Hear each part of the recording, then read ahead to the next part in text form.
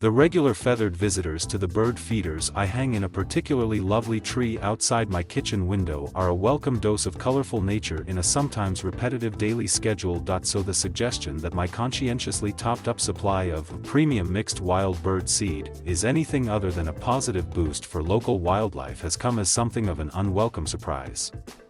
But evidence has been building recently that supplementary feeding could disrupt a delicate ecological balance beyond our windowsills and gardens.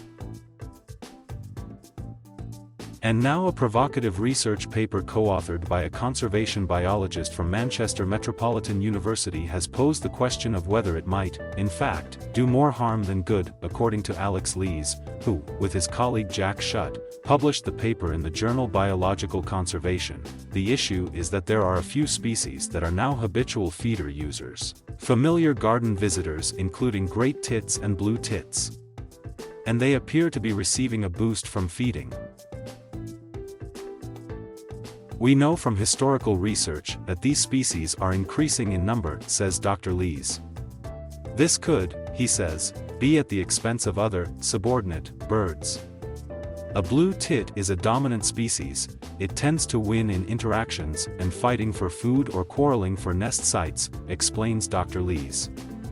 Whereas species like willow and marsh tits are subordinate. They tend to lose those in interactions. For willow tits, we know that one of the reasons for the decline is that 40% of their nesting attempts fail because blue tits essentially steal their nesting cavities.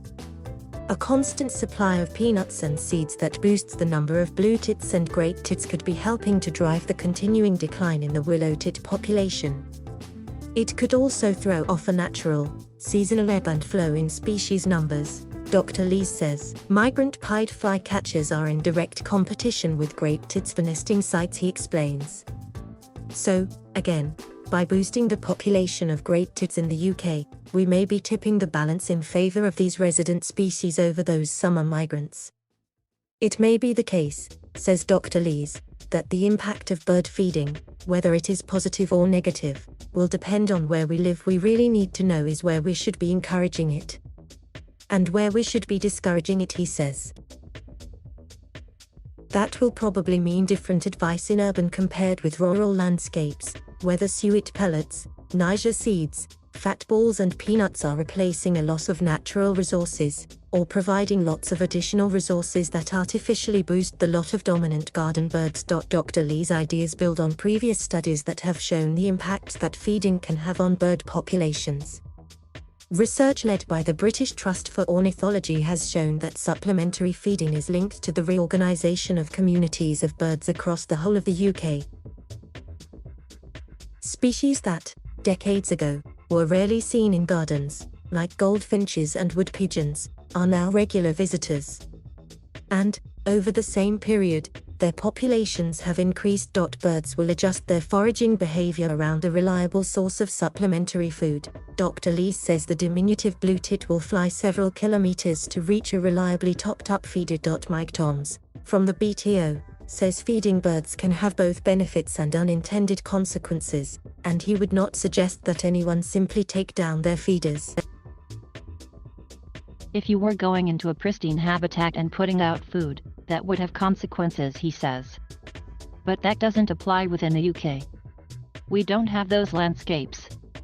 You might be in a rural area, but if you live amid farmland, that's a managed landscape. But there are ways in which the 17 million UK households, which collectively spend £250 million on 150,000 tons of bird food annually, can improve their bird feeding regime. If you're not practicing good hygiene at your feeders, then you're increasing the risk of disease, says Mike Toms. Take them down once a fortnight, clean and disinfect them and make sure they're thoroughly dry before you put them back out. And you should move them around the garden, because some birds feed on the ground. Wherever there is one site or feeding station that many birds are sharing, that is a potential point of disease spread.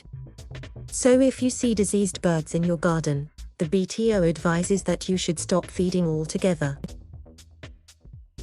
Something else that Dr. Lees advocates is wildlife gardening. Leaving part of a lawn wild, Planting native trees with seasonal fruits, seeds and berries is likely to enhance a natural, seasonal shift in food sources and to provide for a wider variety of species. Bird feeding arises from our desire to help wildlife, he says. So we need to be thinking about how we can provide for all of these species. Follow Victoria on Twitter.